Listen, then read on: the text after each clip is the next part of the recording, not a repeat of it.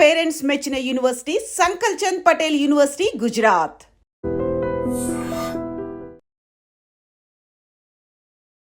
గతంలో మీరు ఎంపీ అయిన దానికి మీరు పడ్డటువంటి కష్టం కావచ్చు, పెట్టినంత ఎఫర్ట్స్ అనేది దానికి డబుల్ ట్రిపుల్ కనిపించినట్టున్నాయి మున్సిపల్ ఎన్నికల్లో. ఈ ఎంపీ ఎన్నికలు చాలా ఈజియెస్ట్ ఎన్నిక.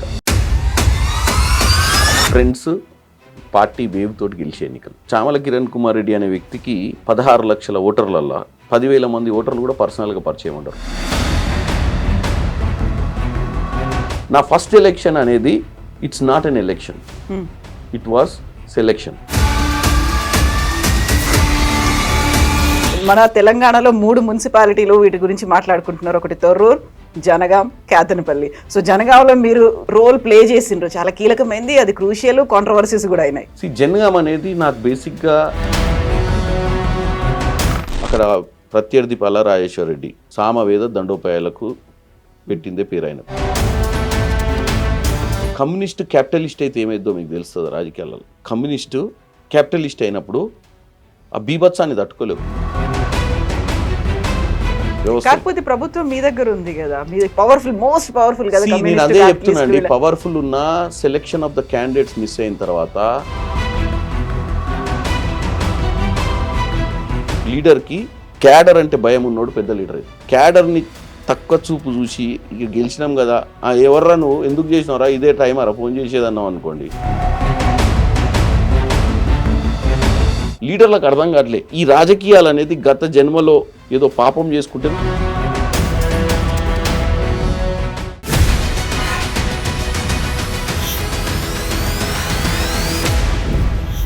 నమస్తే, welcome to I dream inside politics with Kavitha. Congress party ఈ మున్సిపల్ ఎన్నికల్ని ఎందుకంత ప్రతిష్టాత్మకంగా తీసుకుంది? గతంలో కంటే కూడా కిడ్నాప్లు, దాడులు, పోచింగ్ ఇవన్నీ ఎందుకంత క్లియర్గా కనిపించాయి?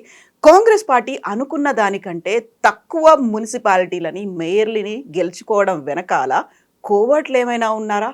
ఇలాంటి సీరియస్ అంశాల గురించి మాట్లాడడానికి వెరీ ఫస్ట్ టైం ఎంపీ అయిన తర్వాత మనకు ఇంటర్వ్యూ ఇవ్వడానికి రెడీగా ఉన్నారు భువనగిరి కాంగ్రెస్ ఎంపీ చామల కిరణ్ కుమార్ రెడ్డి గారు. హలో అండి, నమస్తే. నమస్కారం. సో గతంలో మీరు ఎంపీ అయిన దానికి మీరు పడ్డటువంటి కష్టం కావచ్చు, పెట్టినంత ఎఫర్ట్స్ అనేది దానికి డబుల్ ట్రిపుల్ కనిపించినట్టున్నాయి మున్సిపల్ ఎన్నికల్లో. ఎందుకట్లా? ఈ ఎంపీ ఎన్నికలు చాలా ఈజియెస్ట్ ఎన్నిక. బికాస్ ట్రెండ్స్ పార్టీ వేవ్ తోటి గెలిచే ఎన్నికలు. అవునా? మీరు చామల కిరణ్ కుమార్ రెడ్డి అనే వ్యక్తికి 16 లక్షల ఓటర్లల్లో 10,000 మంది ఓటర్లు కూడా పర్సనల్గా పరిచయం ఉండరు. అవును. కానీ నాకు 6 లక్షల పైచిలకు ఓట్లు వచ్చినాయి. సో ఆ ఓట్లన్నీ కొత్తగా ఏ బ్యాక్గ్రౌండ్ లేని చామల కిరణ్ కుమార్ రెడ్డికి టికెట్ ఇచ్చినా కాంగ్రెస్ పార్టీ, రేవంత్ రెడ్డి గారు అప్పటికే ముఖ్యమంత్రి, సో ఆ ట్రెండ్స్ మీద వచ్చిన ఓట్లు అవి. ఆ ఎన్నిక చాలా మీరు సిస్టమేటిక్గా చేసుకుంటే, పేపర్ వైజ్ చేసుకొని ఏ రోజు ఏం చేయాలి, ఏ రోజు ఏం చేయాలనే ప్లాన్ చేసుకుంటే ఒక 15 డేస్లో మంచి ఎన్నిక చేసుకోవచ్చు. వార్డ్ ఎన్నికలకు వచ్చేసరికల్లా 1000 ఓట్స్ ఉంటాయి. క్యాండిడేట్ ఎన్నిక అది. Candidate party doesn't have lot of impact.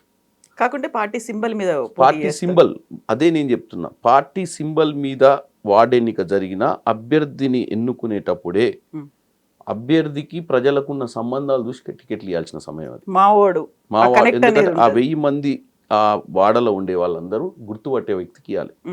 గుర్తుపట్టడం అంటే వాని మీద చెడు అభిప్రాయమో, గతంలో వాళ్ళను హెరాస్మెంట్ చేసినోడో, లేకపోతే గతంలో వాళ్ళ దగ్గర ఎక్స్టార్షన్ చేసినోడో లీడర్గా ఉండి అటువంటి వ్యక్తులకు టికెట్లు ఇచ్చినప్పుడు డెఫినెట్గా మనం ఎంత ప్రచారం చేసినా, ఎంత డబ్బు పెట్టినా, ఏ బ్రాండ్ ఉన్నా, చెయ్యున్నా, కారున్నా, ఏదున్నా వాళ్ళు బయటపడరు. ఎందుకు పడరంటే ఈ ప్రచారం అంతా ఒకెత్తు. కాంగ్రెస్ పార్టీ బాగానే పరిపాలిస్తుంది, కాంగ్రెస్ పార్టీ, కానీ వీడికి మాత్రం ఓటేయొద్దనే ఆలోచన ఉంటుంది వాళ్ళు. ఎందుకంటే వీడిని పర్సనల్గా వాళ్ళందరికీ కూడా రిలేషన్ ఉంటుంది. 1000 ఓట్స్ అంటే యావరేజ్గా you can take 3 people A house, that is 300 houses ఒక వార్డు. 300 ఇల్లులు ఒక వార్డు యావరేజ్గా. 300 ఇల్లులల్లా ఒక మనిషికి తక్కువ డబ్బున్న, మంచి పేరున్న వ్యక్తులు చాలామంది గెలిచారు.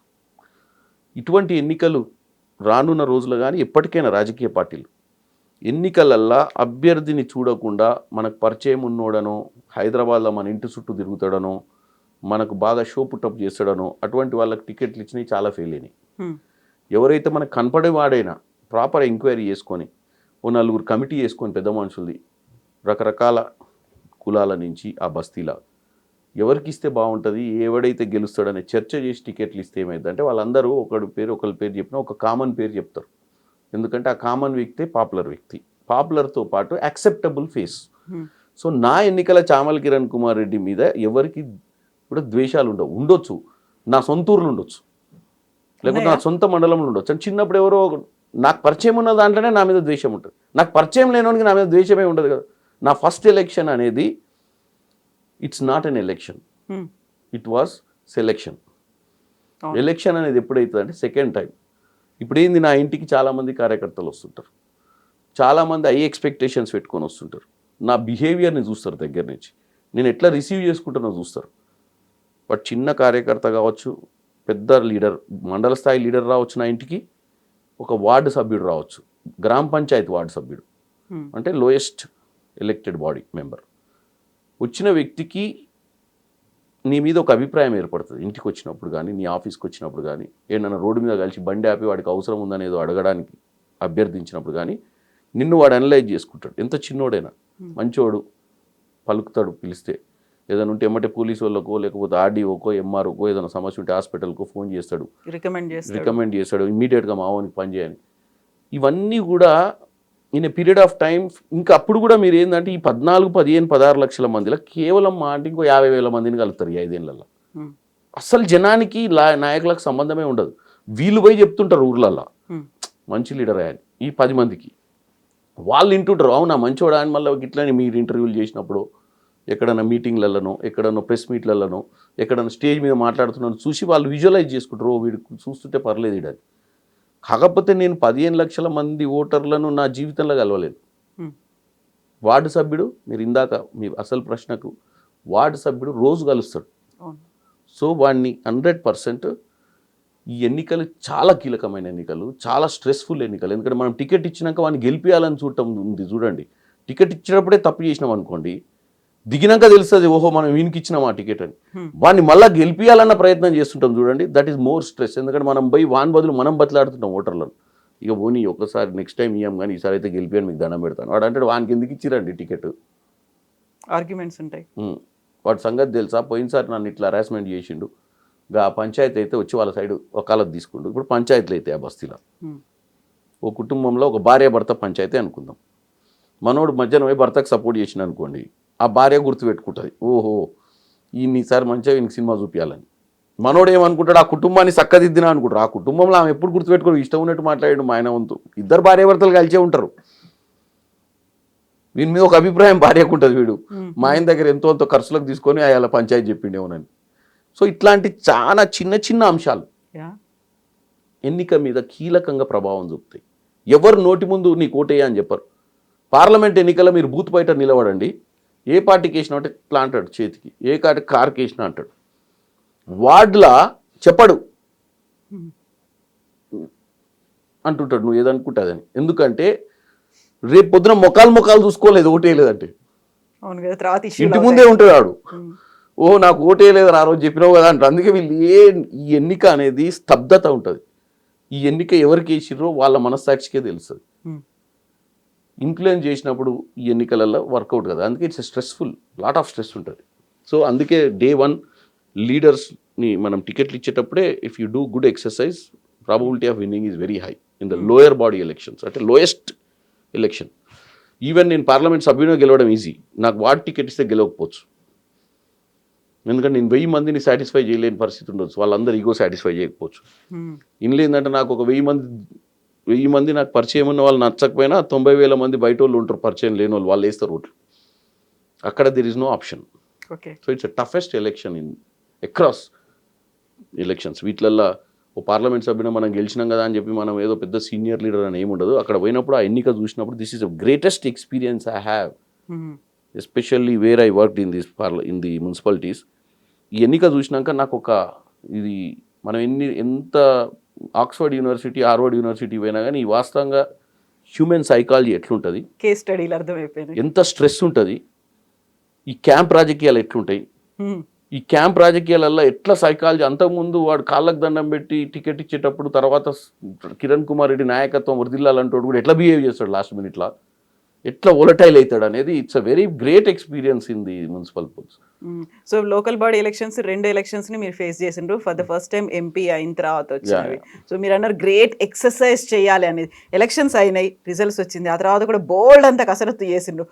మన తెలంగాణలో 3 మున్సిపాలిటీలు వీటి గురించి మాట్లాడుకుంటున్నారు. ఒకటి తొర్రూర్, జనగాం, కేతనపల్లి. సో జనగాంలో మీరు రోల్ ప్లే చేసిండ్రు, చాలా కీలకమైంది, అది క్రూషియల్, కాంట్రవర్సీస్ కూడా అయినాయి. జనగాం అనేది నాకు బేసిక్గా నేను తుంగతుర్తి నియోజకవర్గంలో మా సొంత విలేజ్. జనగాం నాకు చాలా తక్కువ పరిచయం, అంటే ప్రోగ్రామ్స్ అటెండ్ అవుతుంటా, జనగాంలో ఉన్నటువంటి నాయకులతో కూడా తక్కువ సంబంధం. వాళ్ళు ఎప్పుడైనా నా దగ్గరకు వస్తే ఏ స్థాయి నాయకులు, ఓ సెకండ్ లెవెల్ నాయకుల వరకే పరిచయం ఉంటుంది. ఈ కింది స్థాయి నాయకులు మనకు పరిచయం ఉండరు. మొట్టమొదటిసారిగా మనం కింది స్థాయి నాయకులను ఫస్ట్ టైం చూసినాం.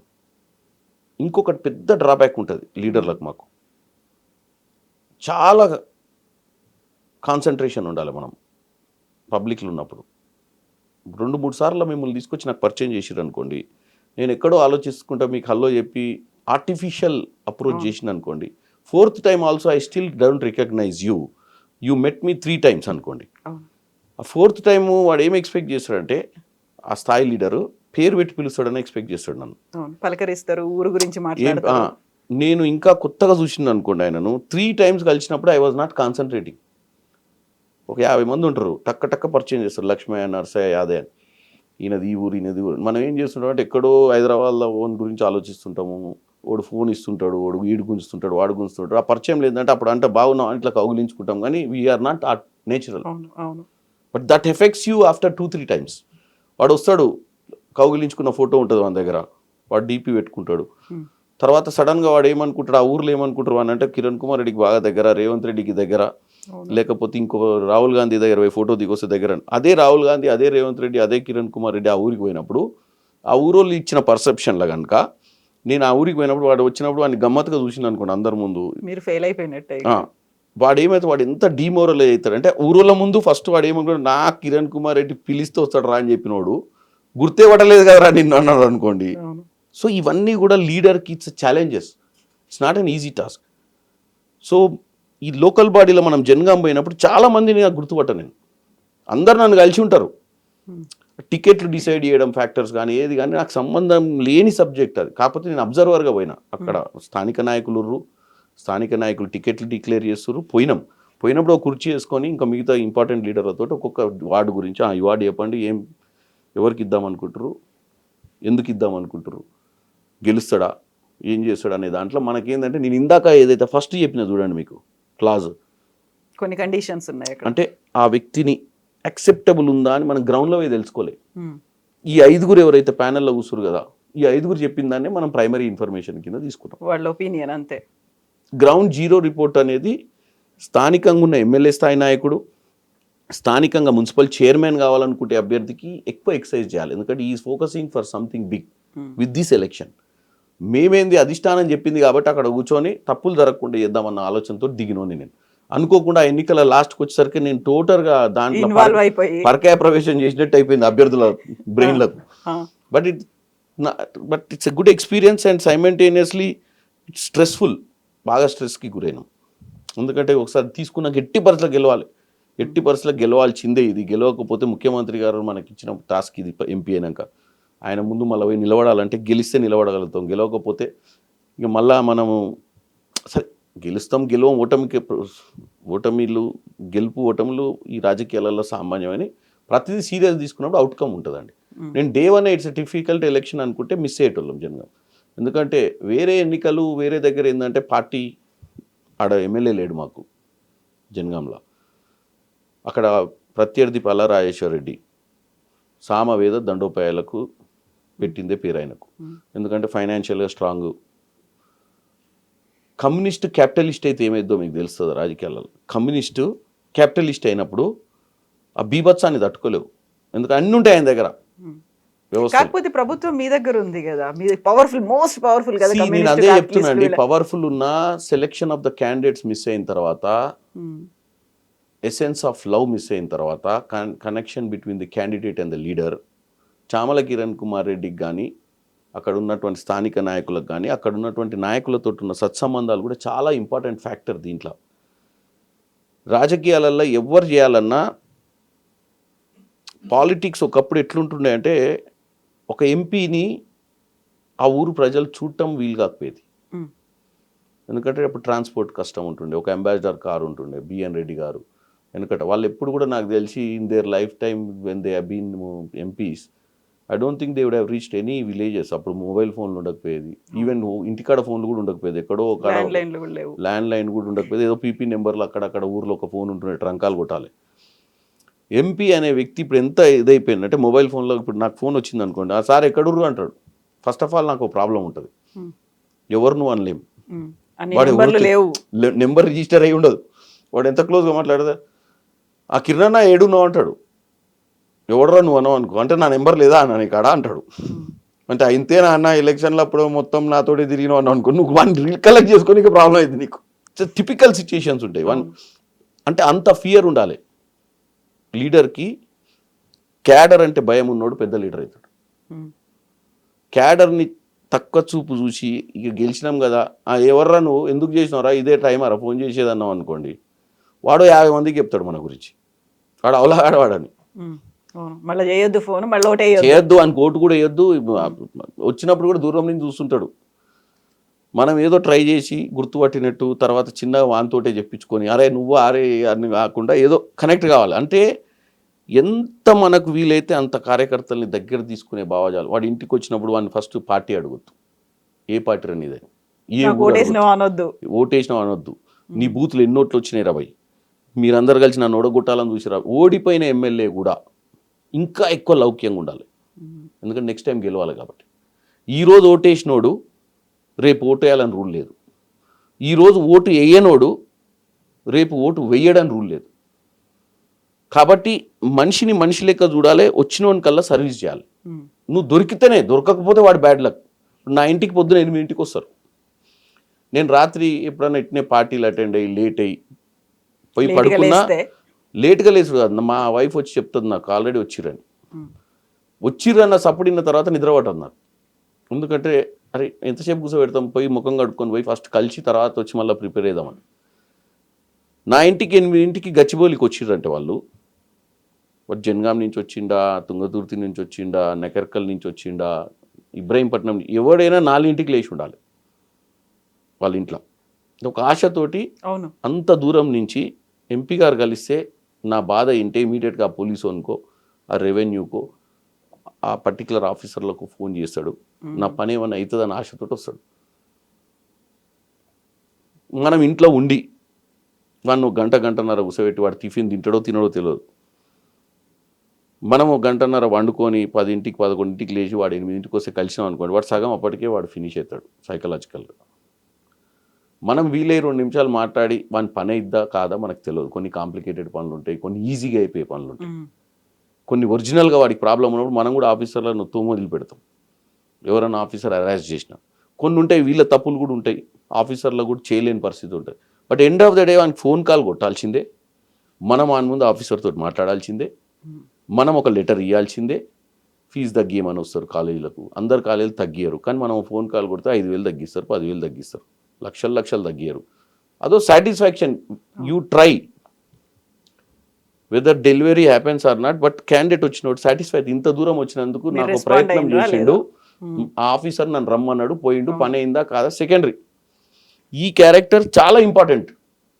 ఇవన్నీ కూడా ఎప్పుడు మనకైతే అంటే ఈ లోకల్ బాడీ ఎలక్షన్స్ వచ్చినప్పుడు ఈ కనెక్టివిటీ మిస్ అవుతుంది, లీడర్లకు అర్థం కావట్లే.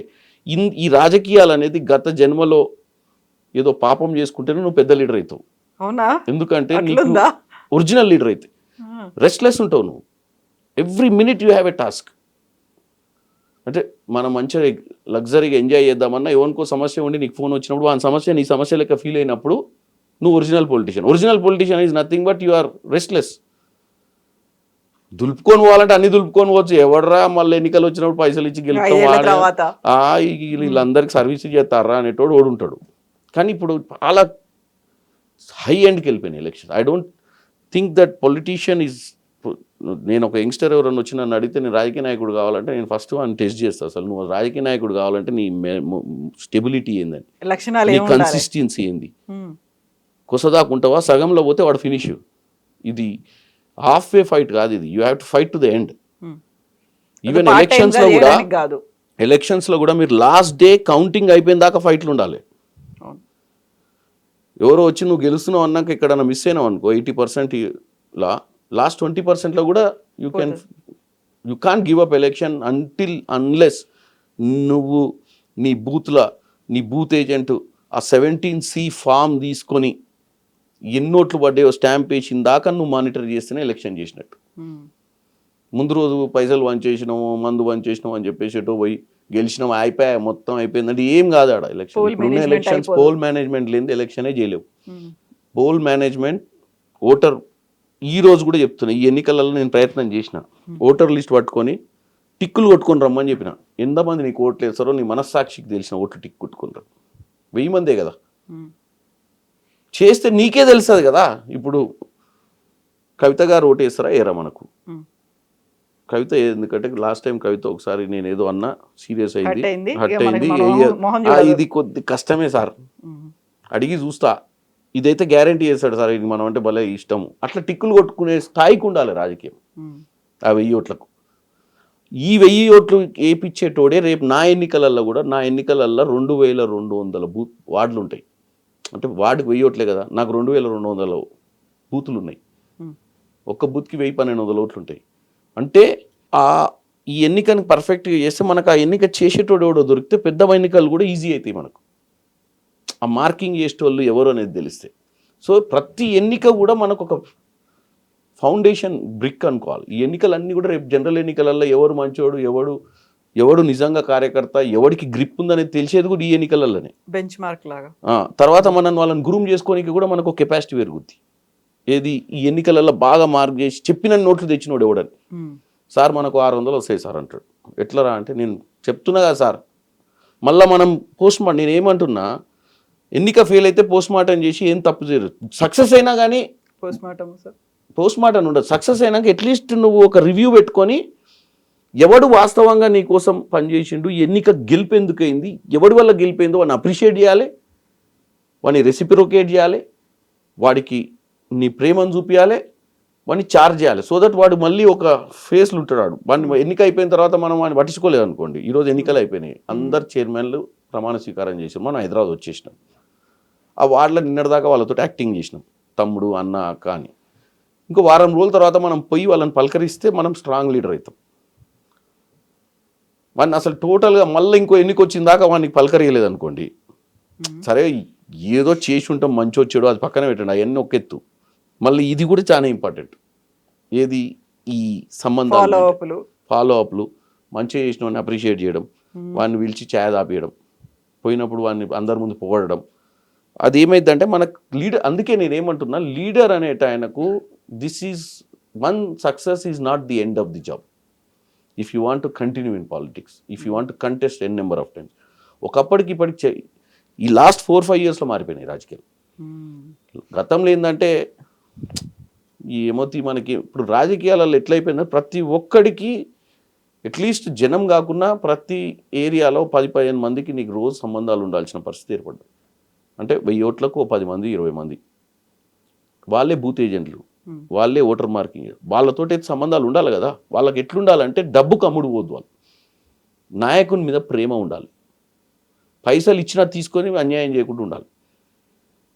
ఎప్పుడు వానికి నా మీద కోపం ఉంటుంది అంటే అవకాశం కోసం చూస్తుంటాడు, ఎప్పుడు నన్ను దొక్కుదాం. ఈరోజు కాంగ్రెస్ పార్టీకి వ్యతిరేకత లేదు ప్రజలలో, కొంతమంది నాయకుల మీద వ్యతిరేకత ఉంది.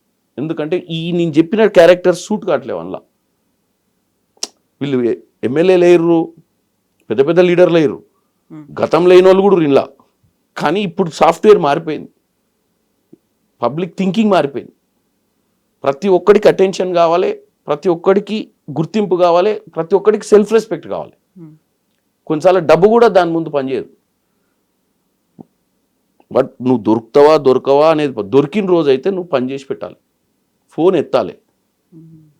ఫోన్ ఎత్తకపోతే నీ పిఏలకు 100% అటెన్షన్లో పెట్టి ఇష్యూస్ ఏమైనా ఉంటే ఇమీడియట్గా అడ్రస్ చేసేయాలి. వాళ్ళు నీ పిఏ నన్ను ఎంపవర్ చేయాలి. మినిమం ఇష్యూస్ని వాడు అడ్రస్ చేసేటట్టు. ఇప్పుడు జనగాం ప్రతిష్టాత్మకంగా తీసుకుంది కిరణ్ కుమార్ రెడ్డి అయినా కాంగ్రెస్ ప్రభుత్వమా లేకపోతే సీఎం రేవంత్ రెడ్డి? బేసిక్గా ఏంటంటే మనకు అక్కడ ఎమ్మెల్యే లేడు కాబట్టి పార్లమెంట్ సభ్యునిగా నాకు కొమ్మూరు ప్రతాప్ రెడ్డి గారికి సాయం చేయడానికి అక్కడ ఏమన్నా ఉన్నా కానీ మంచి చెడు వెనుక బ్యాకప్ ఉండడానికి పంపించారు నన్ను. కానీ అక్కడికి పోయిన తర్వాత కొంచెం ఏంటంటే అక్కడున్న నాయకులు చెప్పేది ఒకటి చేసేది ఒకటి కనపడ్డది నాకు. అంటే వాళ్ళు మనస్ఫూర్తిగా మన ముందు మాట్లాడేది గ్రౌండ్లోకి పోయినాక కొద్దిగా తేడా కనపడ్డది నాకు. పల్లా రాజేశ్వరరెడ్డి అంత సక్సెస్ఫుల్గా రాజకీయాలు ఎట్లా చేయగలుగుతుందంటే పల్లా రాజేశ్వరరెడ్డి ఇక్కడున్న యాంటీ ఇన్కంబెన్సీని ఇక్కడున్నటువంటి కొద్దిగా అసంతృప్తిని కన్వర్ట్ చేసుకుంటుంది. ఏమని ఏదైనా ఇన్పుట్ ఇవ్వమనో లేకపోతే ఎక్కడైనా డ్యామేజ్ చేయాల్సి వస్తే డ్యామేజ్ చేసే విధంగా కొంతమందిని తయారు చేసిండు 100%.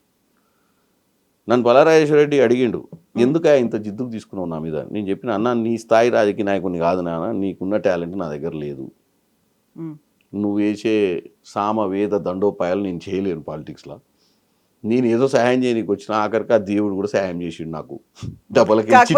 కాకపోతే తొండి గేమ్ అంతా ఆడిండ్రనేది కదా మీరు. నేను ఒకటి చెప్తానండి, నేను తొండి ఆడలే. మాకు 13 వచ్చినాయి, పల్లా రాజేశ్వరరెడ్డి గారికి 13 వచ్చినాయి. అవును, 4 ఇండిపెండెంట్లు.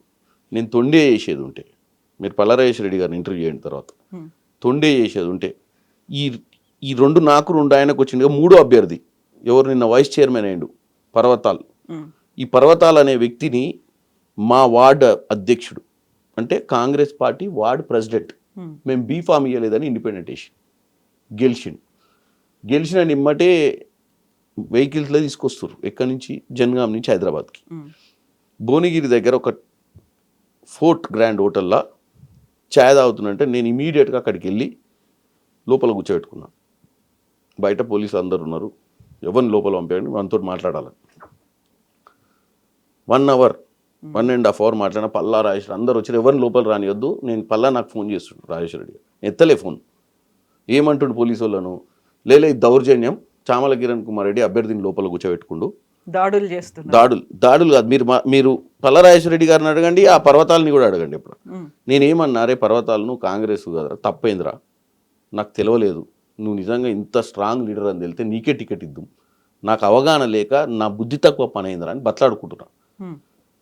నువ్వు ఏం కావాలో చెప్పురా నాయన, నేను నీకు హెల్ప్ చేస్తా, నీకు భవిష్యత్తు ఉంది, నువ్వు కాంగ్రెస్ బ్లడ్, మా తప్పిదాన్ని క్షమించి నువ్వు వస్తే నిన్ను గుర్తుపట్టినా నిన్ను ఫ్యూచర్లో నేను ఒక పార్లమెంట్ సభ్యుని నేను గుండెలకు అద్దుకొని నిన్ను కాపాడుకుంటారా అని బతలాడుకుంటున్నాను. వాడు 1 నిమిషం హట్ అవుతుండు, వాని పక్కన కొంతమంది ప్రొవోక్ చేస్తున్నారు. బయట పల్లా రాజేశ్వరరెడ్డి వాళ్ళకి ఫోన్ చేసి ఆఫర్ల మీద ఆఫర్లు ఇస్తుండు. పైన నేను వీళ్ళని బయటికి పంపండి, లేదు మేము అంతా కష్టపడి పని చేసినాం, మేము పక్కన ఉండాల్సిందే అంటారు వాళ్ళు 10 మంది. అరే నాయన మీరు వీళ్ళు మెంటల్గా దుబ్బుతుర్రు నాయన, బయటికి పోరని చెప్పిన.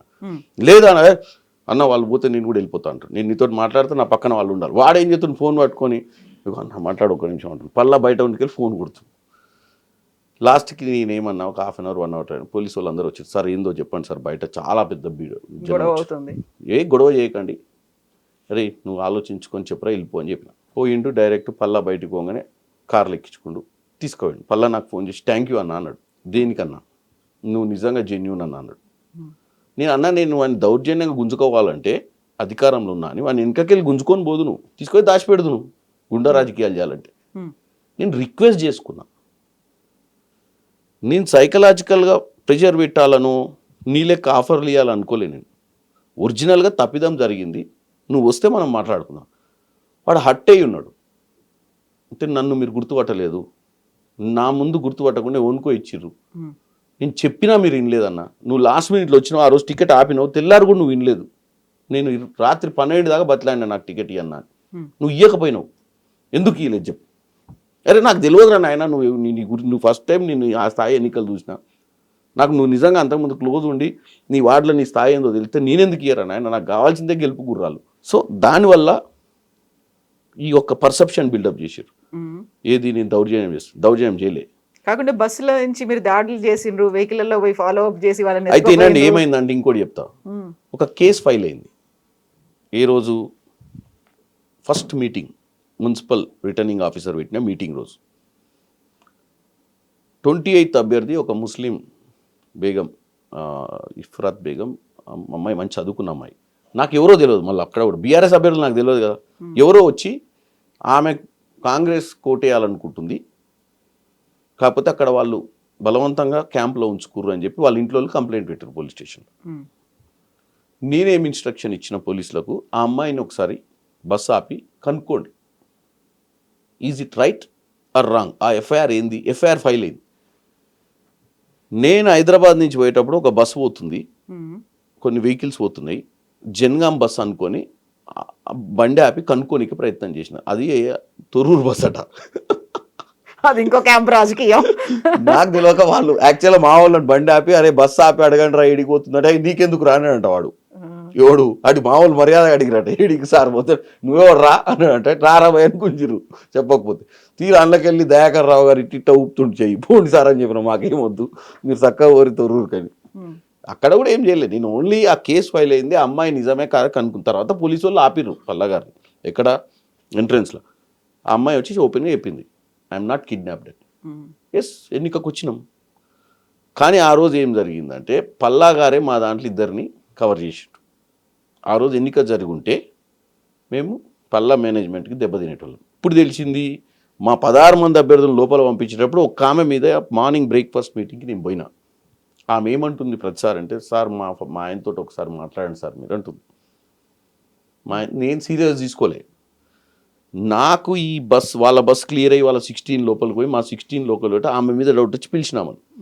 ఏం మాట్లాడాలి మీ ఆయనతో, మా ఆయనతో మాట్లాడి వాళ్ళ ఆయనకు ఏదో డిమాండ్స్ ఉన్నట్టున్నాయి, అవతల సైడ్ నుంచి ప్రొవోక్ చేసారు. అది రియలైజ్ అయినా నేను. ఆ రోజు ఎన్నిక జరిగితే డెమోక్రసీ, ఆమె మా కాంగ్రెస్ అభ్యర్థి, ఆ రోజు ఎన్నిక జరుగుంటే ప్రజాస్వామ్యం కూని ఏదన్న ఉద్దేశంతో ఆ రోజు నేను 80% ఎఫ్ఐఆర్ అయింది వాస్తవమా, ఎఫ్ఐఆర్ పెట్టినోడు ఎవడు తెలుసుకోవాలని చెప్పి ఒక్క 24 hours టైం అడిగిన ఎలక్షన్ కమిషన్, అదే రిటర్నింగ్ ఆఫీసర్. ఈయన అన్నాడు కాబట్టి ధర్నా చేయాల్సి వచ్చింది. ఎందుకంటే 80% నేను జిద్దుకు తీసుకున్నా. ఇప్పుడు కనుక ఆ రోజు ఓటింగ్ అయ్యి ఉంటే we would have lost. But I don't want at any cost. అందుకే నేను సార్ 24 hours ఇస్తే నష్టం ఏంది, మేము 16 మంది నేల మీద కూర్చున్నాం కదా, 16 మంది అక్కడ కూర్చున్నారు, 16 మంది నేల మీద కూర్చున్నాం, మా 16 మందిని దృష్టిలో పెట్టుకోండి. 50% కింద ఉన్నాం. ఈ 50% ఏం అడుగుతున్నాం మేము, ఎన్నికను 24 hours ఆపండి. 24 hours ఏం జరుగుద్ది, ఏం జరగదుగా, ఏమైనా జరగవచ్చు కదా, ఎవరైనా ఏం జరిగింది, మా అభ్యర్థులను మేము బతలాడుకొని మా దాంట్లో మేము ఓటేయించుకున్నాము. ఏం జరిగింది, వాళ్ళ అభ్యర్థులను ఎవరిని ముట్టుకోలేము. కాకుండా ఇప్పుడు బీఆర్ఎస్ చెప్తుంది కూడా అదే కదా, ప్రజాస్వామ్యబద్ధంగా జరగలేదు, ప్రజాస్వామ్యాన్ని ప్రజాస్వామ్యాన్ని కాపాడడానికి ఒక పార్లమెంట్ సభ్యుడే నేల మీద కూర్చున్నప్పుడు నేనేమంటున్నా, నా 16 ఆ రోజే టాస్ అయ్యేది కదా, టాస్కే కదా నేను పోయింది, అంటే లక్కీ డిప్కే కదా పోయింది. అవును, ఆ లక్కీ డిప్ లో కూడా ఈ మధ్యన వీడియోలు బాగా కనిపిస్తున్నాయి, కాంగ్రెస్ వాళ్ళకి లావుగా చిట్టి పెట్టిండ్రు, బీఆర్ఎస్ వాళ్ళకి సన్న చిట్టీలు పెట్టిండ్రు కాదా. నేను పల్లరాయి స్టేడియం ఎంత ముదురో తెలుసు కదా మీకు. ఇద్దరం కలిసి, మీరు ఒకసారి వీడియో ఇద్దరం కలిసి నిలబడ్డాం, ఒక్కొక్క స్లిప్ చూపించారు, ఫోల్డ్ చేసారు, ఒక్కొక్క స్లిప్ చూపించి ఫోల్డ్ చేసి బాక్స్లో వేసారు. ఇద్దరం కలిసి యాక్సెప్ట్ చేసినాకనే చిన్నగా ఉంది ఇది, పెద్దది తీసుకురమ్మంటే పెద్దది కూడా తెప్పించినాం ఆయన అడిగితే, ఎందుకంటే అవి సరిగ్గా మిక్స్ కావాలి. ఎందుకంటే ఇంత ఉన్నాయి, చిన్న బాక్స్ కంటైనర్ చిన్నగా ఉంది, పెట్టినప్పుడు అవి వెనక ముందు తిరగవు, డోల్ మిక్స్ కావు ప్రాపర్. కానీ బకెట్ తెప్పించినాం, బకెట్ బోర్ లేచి మళ్ళీ అన్లేసి దాని మీద ఒక అట్ట పెట్టి అటు ఇటు తిప్పి తీసిండు. పైన భగవంతుడు మా సైడ్ ఉండు. కాకపోతే ఈ వీడియోలు కనిపిస్తున్నాయి, సోషల్ మీడియాలో తిరుగుతున్నాయి, కరెక్ట్ కాదా. బీఆర్ఎస్ పార్టీకి ఉన్న ఆస్తే సోషల్ మీడియా ఏమీ లేదు వాళ్ళకు ఉంది ఓన్లీ సోషల్ మీడియా. ట్విట్టర్ మీద కేటీఆర్, హరీష్ రావు ఈ రాతలు, ఏది ఉత్తరాలు, కాకి ఉత్తరాలు రాసినట్టు రాసుడు, ప్రజల్ని తప్పుదో పట్టిస్తారు. మీరు ఒకటే చెప్పండి, కేసీఆర్ అనే వ్యక్తి 23 ఎన్నికల తర్వాత, 24 ఎన్నికల తర్వాత, 26 ఎన్నికలే సింబల్. మధ్యన జరిగినటువంటి జూబ్లీస్ ఎన్నికలు కానీ, మధ్యన కంటోన్మెంట్ కానీ, గ్రామ పంచాయతీ కానీ మనం వర్డిక్ట్ కింద తీసుకోవద్దు, మ్యాండేట్ కింద తీసుకోవద్దు. ఎందుకు తీసుకోవద్దు అంటే సింబల్ ఉండదు గ్రామ పంచాయతీలో. ఆ 2 బై ఎలక్షన్లు consistent to the one single assembly. State mandate ఏంది చెప్పండి ఇప్పుడు, ఇది ఎంత పర్సెంటేజ్ ఆఫ్ ఓట్స్ వచ్చినాయి చూడండి. మేము 23 ఎన్నికల్లో 2% మార్జిన్ తోటి గెలిచినాం, ఓన్లీ 2%. ఇప్పుడు 27% తోటి గెలిచినాం. మ్యాండేట్ పెరిగింది. కేసీఆర్ ఏమంటుండు ఫామ్ హౌస్లో కూర్చొని ఓ రోజు బయటకు వచ్చి ఏమన్నాడు, తెలంగాణ ప్రజలు విపరీతంగా బాధపడుతురట, ఎంత తప్పు చేసినాం బాపు కోటే కానీ అవును అని. నిన్న నేను సామెత చెప్పిన, కృష్ణశాస్త్రి ఒక కవి, కృష్ణశాస్త్రి ప్రజాకవి, అంటే కృష్ణశాస్త్రి సోకాల్డ్ ఈ హిమ్సెల్ఫ్ పోర్ట్రేడ్ యాజ్ ప్రజా సమస్యల మీద కవిని అని. కానీ ఆయన కవి ప్రజా సమస్యల మీద, ఆయన సమస్యల మీద ప్రజల సమస్యలు అనుకొని అవే కవిత్వాన్ని రాసి ప్రజలు ఇట్లా ఫీల్ అవుతారు అని చెప్పినటువంటి వ్యక్తి కృష్ణశాస్త్రి.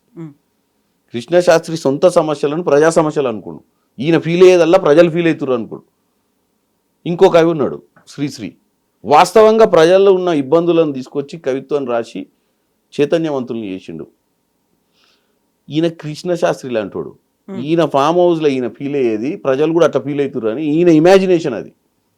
ప్రజలు పాపం అన్నం తింటురో లేదో నాకు ఓటేయక, ప్రజలు 3 పూటలు బతుకుతారు, ప్రజలు బట్టలు కట్టుకుంటురో లేదో, ప్రజల పిల్లలు చదువుకుంటురో లేదో, రాష్ట్రం ఎటుపోతుంది, ఎందుకంటే బయటకు వస్తలేడు కదా, అంతర్మదనం పడుతుండు ఎట్టోడిపోయినా అని తెలియక.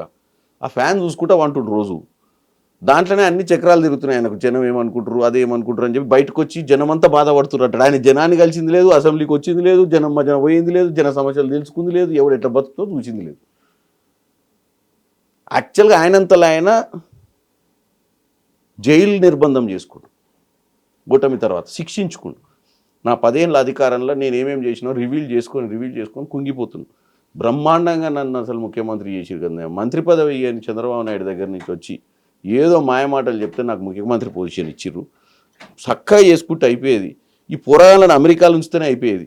ఈ అవలాగాలను తెచ్చుకున్నా ఏమన్నా మొత్తమే నా రాజకీయంగానే దెబ్బతీసిరు వీళ్ళు చేసిన దోపిడికి.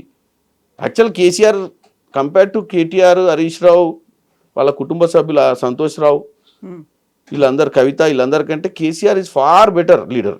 అవునా, ఎందుకట్లా? అంటే కరప్షన్ అంత ఎత్తున చేయాలనుకుంటారు, రాజకీయాల కోసం కరప్షన్ చేయాలనుకుంటారు, కానీ వీళ్ళు మొత్తం దాచుకుందామన్న ఆలోచనలు వీళ్ళు. మీరు ఒక్కటే గుర్తుపెట్టుకోండి, చంద్రబాబు నాయుడు మన జనరేషన్ల లీడర్, చంద్రబాబు నాయుడు, వైఎస్ రాజశేఖర్ రెడ్డి, కేసీఆర్, అంతకుముందు ఉన్న లీడర్లకైతే అసలే లేదు. ఎన్టీ రామారావు, నేదురుమల్లి జనార్దన్ రెడ్డి, కోట్ల విజయభాస్కర్ రెడ్డి, అసలు వాళ్ళే తలుచుకుంటే ఈ భూములు ఏముందండి, ఈ కోకాపేట ఏంది, ఈ హైటెక్ సిటీ ఏంది, మొత్తం ఆర్డీఓలను ఎంఆర్ఓలను పిలిచి మొత్తం రాయించుకుందరు కదా, రే గెట్లు కట్టుర్రా పోయా. అప్పుడు ఆ రోజుల్లో ఏముండే, ఎవరికి చదవచ్చు, ఎవరికి తెలుసు రెవెన్యూ అంటే. బట్ రేవంత్ రెడ్డికి రియల్ ఎస్టేట్ మొత్తం తెలుసు అనేదే కదా. రేవంత్ రెడ్డి అనే వ్యక్తి రియల్ ఎస్టేట్ మొత్తం ఎందుకు తెలుసు అంటే, రేవంత్ రెడ్డి అనే వ్యక్తికి ఫ్యామిలీ బ్యాక్గ్రౌండ్ ఏం లేదు. ఆయన చేసుకున్న చిన్న సన్నగా హైదరాబాద్ వచ్చి, వనపర్తి నుంచి హైదరాబాద్ వచ్చి చిన్న స్థాయిగా జూబ్లీస్లో ఒక మెంబర్ అయ్యి చిన్న స్థాయి నుంచి వచ్చినప్పుడు ఏం వ్యాపారం చేస్తారు, రియల్ ఎస్టేట్ వ్యాపారమే చేసిండు ఆయన. రేవంత్ రెడ్డికి ఉన్న అడ్వాంటేజ్ ఏంటంటే, ప్రపంచంలో అన్ని వెరైటీస్ చూసి వచ్చిండు, దొంగలు లంగలు అందరితో ట్రావెల్ చేసుకుంటూ వచ్చి చూసిండు. కాబట్టి ఆయన గవర్నెన్స్ ఈజీ అవుతుంది, ఇప్పుడు ఈజీ గుర్తుపట్టగలుగుతుండు ఎక్కడి నుంచి ఎవరు వస్తుండ్రు, ఏం చేయగలుగుతున్నారు. ఎందుకు అంత ఫాస్ట్గా, ఇంత largest democratic party in the world is Congress party. 543 స్థానాలల్లో పోస్ట్ ఇండిపెండెన్స్లో ఫైట్ చేసేటువంటి పార్టీ కాంగ్రెస్ పార్టీలా 2017లో వచ్చిన తర్వాత 2023 కల్లా ముఖ్యమంత్రి కాగలిగిందంటే ఫోకస్డ్ కదా. ఈ understands politics far better than any other leader. ఏమంటారు మీరు, కింది స్థాయి నుంచి ఇప్పుడు లెగసీ ప్రకారం వచ్చే లీడర్కి ఏమైందంటే, ఆల్రెడీ అంతా ఎస్టాబ్లిష్ అయినాక వచ్చి గద్దె మీద కూర్చుంటారు, గ్రౌండ్ ప్రిపేర్ అయి ఉంటుంది. కేటీఆర్ అనేటోడికి ఏం సంబంధం చెప్పండి సిరిసిల్లతోటి? ఎప్పుడన్నా సిరిసిల్లలో జెండా కట్టిండా? ఎప్పుడన్నా సిరిసిల్ల ఉద్యమంలో ఉండా? మహేందర్ రెడ్డి సిరిసిల్లాల కేసీఆర్కి కుడి భుజం లెక్క ఉండి ఉద్యమంలో పాల్గొన్న వ్యక్తి. డైరెక్ట్ అమెరికా నుంచి ఊడిపడి రాత్రి వచ్చి ఆయన బీఫామ్ కూడా బిక్కొని నిలబడ్డాడు. ఏం ఆట బీఫామ్ రానికి ఎన్ని కష్టాలు ఉంటాయి. ఇదే రేవంత్ రెడ్డి గారు కూడా 2004లో బీఫామ్ అడిగిండు, ఎక్కడి నుంచి, కల్వకుర్తి నుంచి. ఎందుకు లేదు? అదే కేసీఆర్ని అడిగిండు. అప్పుడు అలయన్స్ ఉండే, కాంగ్రెస్ అలయన్స్. జయపాల్ రెడ్డి ఒప్పుకోలే అప్పుడు,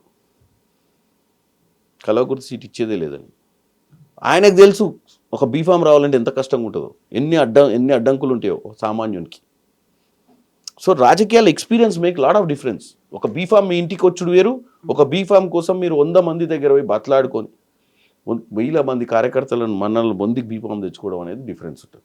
ఇప్పుడు రేవంత్ రెడ్డి కూడా అలాగే వచ్చారు కదా, అదర్ పార్టీ నుంచి ఫస్ట్ బీఆర్ఎస్, తర్వాత టీడీపీ, ఆ తర్వాత కాంగ్రెస్కి వచ్చిన తర్వాత హౌ హీ కుడ్ బికమ్ ఒక వర్కింగ్ ప్రెసిడెంట్ అయినరు, ఆ తర్వాత సీఎం అయినరు, ఎట్లా అయినరు? See, that's what I am saying. Quality of person to understand the reality. Congress party Telangana ఇచ్చింది యూపీఏ ప్రభుత్వంలో, కానీ తెలంగాణ ప్రజలను మేమే ఇచ్చినామని చెప్పుకోవడంలో వైఫల్యం చెందింది. ఎందుకంటే కేసీఆర్ ఈజ్ ద స్మార్టెస్ట్. అప్పుడు 2014లో కేసీఆర్ అనే వ్యక్తిని వచ్చిన తెలంగాణ నా వల్ల వచ్చిందని తెలంగాణ ప్రజల ముందు పోర్ట్రే చేసుకోగలిగారు. అప్పుడున్నటువంటి కాంగ్రెస్ నాయకులు చేసుకోలేకపోయారు. పొన్నాల లక్ష్మయ్య గారు 2014లో, తర్వాత 2018లో ఉత్తమ్ కుమార్ రెడ్డి గారు ప్రయత్నం చేసిర్రు, కానీ అప్పటికే ఆయన బలవంతుడు అయిపోయాడు ఫైనాన్షియల్గా అన్నిట్లల్లో. సో 2018లో మిస్ అయినాం. 2023 ఈజ్ ద రైట్ టైం, ఎందుకంటే 10 years of governance, anti incumbency. Right టైంకి రేవంత్ రెడ్డి గారు మెస్సీ లెక్క గోల్ పోస్ట్లో గోల్ కొట్టాడు. కరెక్ట్ టైంకి ఆ బాల్ ఆయన దగ్గరికి వచ్చింది, ఆడ వాబ్లింగ్ చేసుకుంటా కరెక్ట్ టైంకి గోల్ పోస్ట్లో కొట్టడానికి క్లియరెన్స్ ఉంది, quotation. That is the player. Time is very important when you are opportunity కోసం వెయిట్. మీరు అట్లా అనుకుంటే మరి అదే రేవంత్ రెడ్డి గారు మంత్రి పదవి తీసుకోవాలనుకుంటే నేను ఒకటే సింగిల్ లైన్లో చెప్తాను మీకు. 2006లో జెడ్పీటీసీ, అది టీఆర్ఎస్ పార్టీ ఇండిపెండెంట్. తర్వాత టీఆర్ఎస్కి వచ్చింది, రాలే. 2002లో టీఆర్ఎస్లో అప్పుడు కేసీఆర్ ఉద్యమం అని చెప్పి పిలిచిండు. పిల్లగాడు కొద్దిగా పనికొస్తాడు మనకని ఆయనతో తిరిగి నాకు 2004లో టికెట్ అడిగితే టికెట్ ఇవ్వలేదు, వదిలేసి సప్పుడేక ఈ అసెంబ్లీ ఎట్లా లేదు మనకని ఒక జెడ్పీటీసీ స్థానంలో సొంతంగా ఆయనే నిలబడి గెలిచి, అంటే వితౌట్ ఎనీ బీఫామ్. ఆ నుంచి ఫస్ట్ టైం ఎమ్మెల్సీలు వచ్చినాయి. కాంగ్రెస్ రాజశేఖర్ రెడ్డి వేవ్, జగదీశ్వర్ రెడ్డి అనే వ్యక్తి కాంగ్రెస్ బీఫామ్ ఇస్తే ఆయన మీద ఇండిపెండెంట్గా కాంగ్రెస్లో గెలిచిన ఎంపీటీసీలను జెడ్పీటీసీలు అందరితోటి మంతనాలు చేసి గెలిచిండు. అంటే ఎంత టాలెంట్ ఉండాలి. ఇందాక మీకు చెప్పిన వార్డు రాజకీయాల లెక్కనే అది. అంటే ఒక రాజశేఖర్ రెడ్డి గారు కనుసందలో నడుస్తున్న ఎన్నికను క్యాంప్ రాజకీయం అది. దాంట్లోనే ఆ రోజు సింబల్ లేకుండా టీడీపీ వాళ్ళతోటి కాంగ్రెస్ వాళ్ళతోటి ఓట్లు వేయించుకొని ఎమ్మెల్సీ అయ్యిండు. 700 ఓట్లు 800 ఓట్లు ఉంటాయి అంతే. Is talented. ఎమ్మెల్సీ కూడా ఏంది, ఇండిపెండెంట్.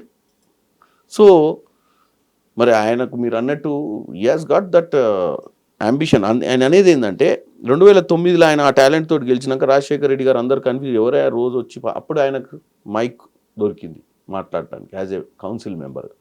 ఆయన వాక్చాతుర్యం ప్రజలకు అర్థమైపోయింది.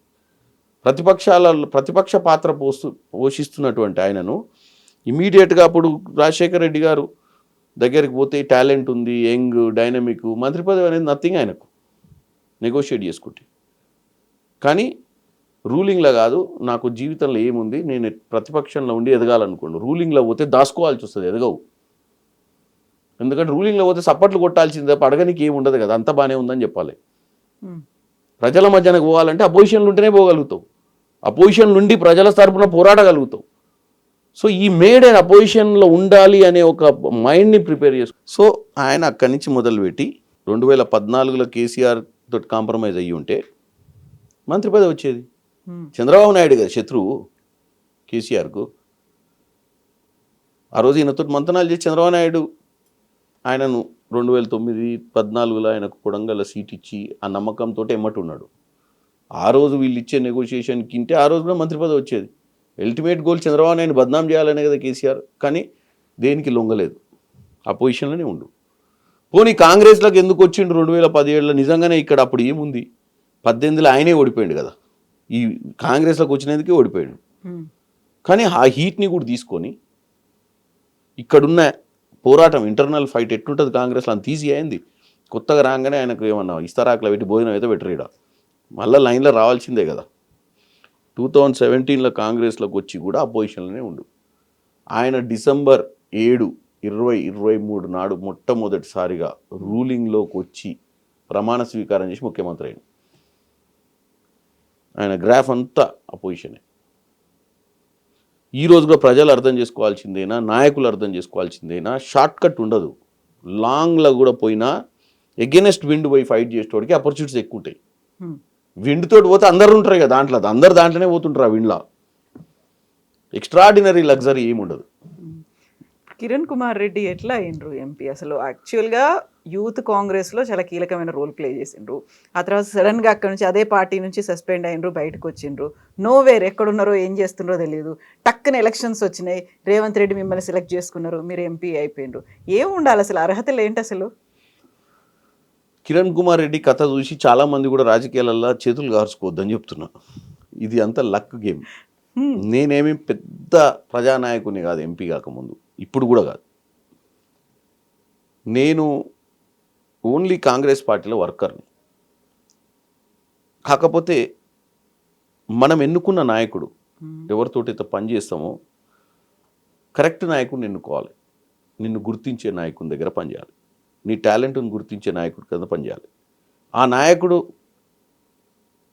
నాయకుని కూడా ఎటువంటి టాలెంట్ ఉండాలంటే నీ దగ్గర పనిచేసేటోళ్ళల్లా ఎవడు గుర్రము ఎవడు గాడిదో తెలిసి ఉండాలి.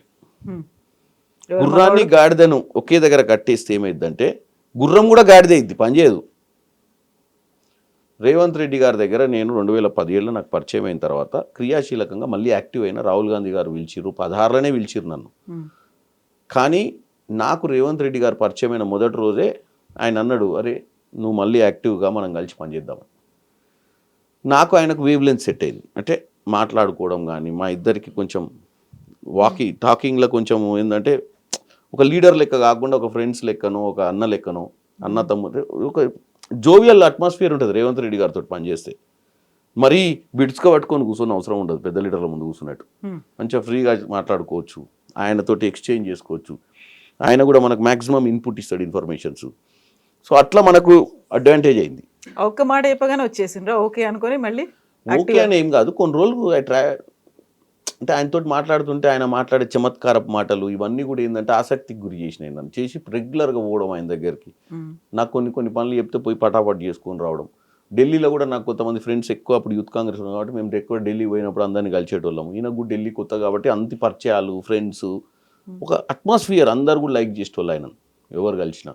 ఎందుకంటే ఇమీడియట్గా కలిసిపోతాడు మనుషులతోటి. సో నేను 10 ఏళ్ళకి పరిచయం అయినా. ఇప్పుడు ఆయన దగ్గర చూడండి అందరు పాత ఫ్రెండ్స్. నేను ఒక్కనే కొత్తోని.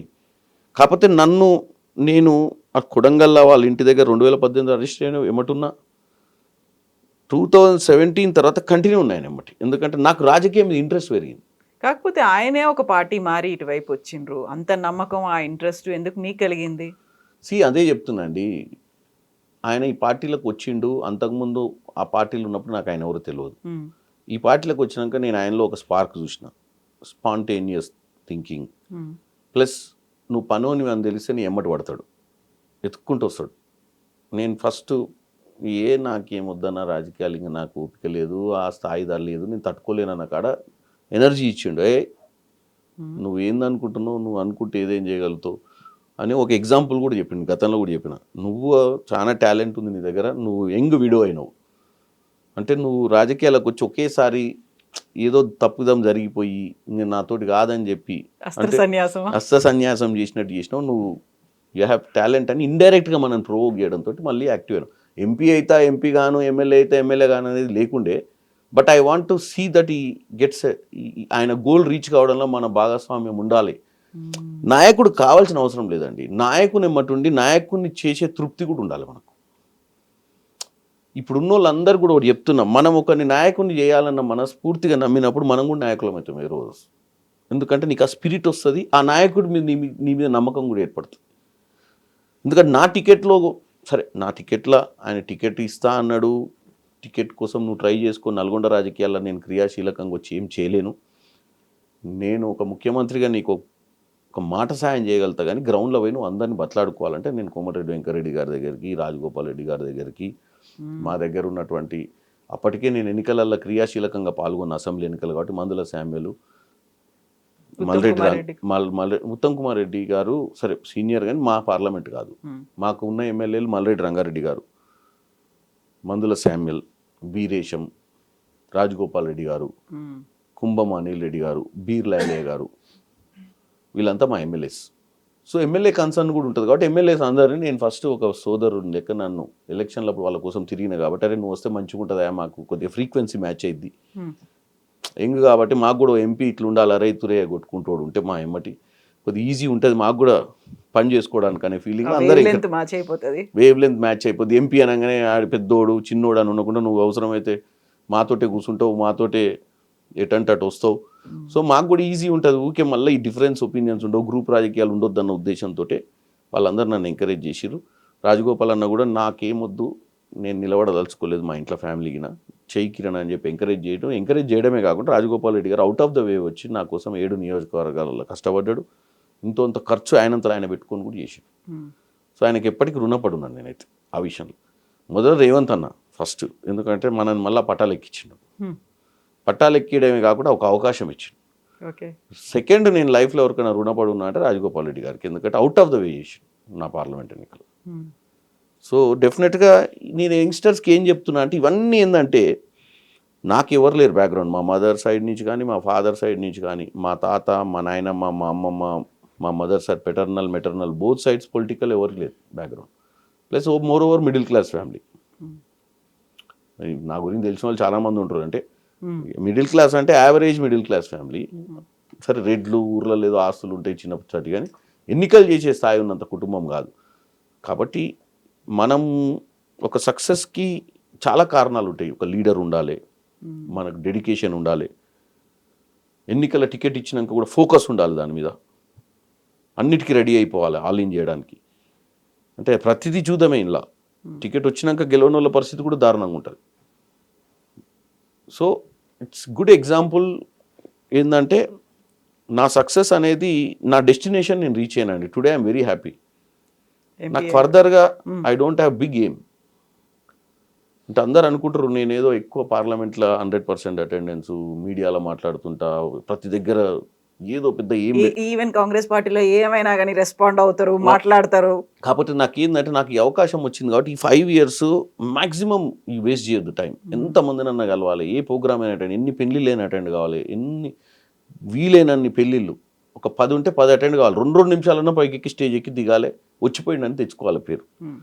వీలైనంత వరకు పార్లమెంట్లో ప్రతిరోజు అటెండ్ కావాలి, ప్రశ్నలు వేయాలి. వీలైనంత వరకు అసెంబ్లీలో ఏదైతే గవర్నమెంట్ ప్రోగ్రామ్స్ అవుతున్నాయో అన్నీ అటెండ్ కావాలి. ఇవి చేస్తే చాలు. నాకు 968 గ్రామ పంచాయతీలు ఉన్నాయి నా పార్లమెంట్లో. దగ్గర ఇప్పుడు కొత్త మున్సిపాలిటీలు జిహెచ్ఎంసీలో కలిసిన వాటి 12 మున్సిపాలిటీలకు ఎన్నికలైంది, 13 ఎకరకలు కాలేదు, 16-17 మున్సిపాలిటీలు ఉన్నాయి కార్పొరేషన్లతోటి, అంటే ఇప్పుడు జిహెచ్ఎంసీలో. సో ఇవన్నిట్లలో కూడా ఒక్కసారన్నా ఆ ఊరికి పోవాలి. ఏది ఈ 968 గ్రామ పంచాయతీల ఆ ఊర్లో పోయి ఆ చౌరస్తాల ఆ బొడ్రాయి కాడ ఒకసారి కూర్చొని 10 మందితో మాట్లాడొస్తే నేను సక్సెస్ అయినట్టు. ఓకే, అంత అవకాశం రావాలని కోరుకుంటారు. మీరు అన్నారు అవుట్ ఆఫ్ ద వెళ్ళిపోయి మీకు హెల్ప్ చేసింది. ఒకటి ఫస్ట్ మిమ్మల్ని నమ్మింది, మీకు టికెట్ ఇచ్చేలా చేసింది మీ వెరీ క్లోజ్ ఫ్రెండ్. ఆ బాండ్ అనేది ఉంది రేవంత్ రెడ్డి దగ్గర. ఆ తర్వాత కోమటిరెడ్డి, రాజగోపాల్ రెడ్డి. ఇప్పుడు ఈ ఇద్దరే ఒకరి మీద ఒకరు మాట్లాడుకుంటున్నారు. కోమటిరెడ్డి, రాజగోపాల్ రెడ్డి ఎందుకని అంత తీవ్ర స్థాయిలో మాట్లాడుతున్నారు? నేను మంత్రివర్గంలో కాదు, మంత్రిని అవుతా.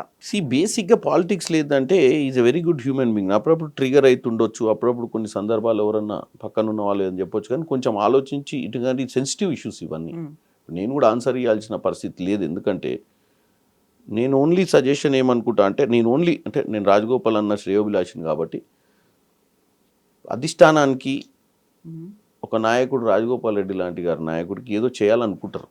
కాకపోతే మనము ఎప్పుడైనా మాట్లాడినప్పుడు అదేమవుతుందంటే పక్క పార్టీలలో మీడియా దాన్ని వక్రీకరించో లేకపోతే దాన్ని యూజ్ చేసి దాన్ని తప్పుడు ప్రచారం అంపినప్పుడు ఇంకా ఎక్కువ డ్యామేజ్ అవుతుంది పార్టీకి. సో వీలైనంత మటుకు క్లోజ్ డోర్లో చర్చలు చేసుకునే అవకాశాలు ఏదైనా ఎత్తుకుంటే బెటర్. ఎందుకంటే ఆయన is the most potential leader, there is no doubt. But ఈ ప్రొవోకింగ్ స్టేట్మెంట్స్ తోటి ఏమవుతుందంటే డ్యామేజ్ అవుతుంది.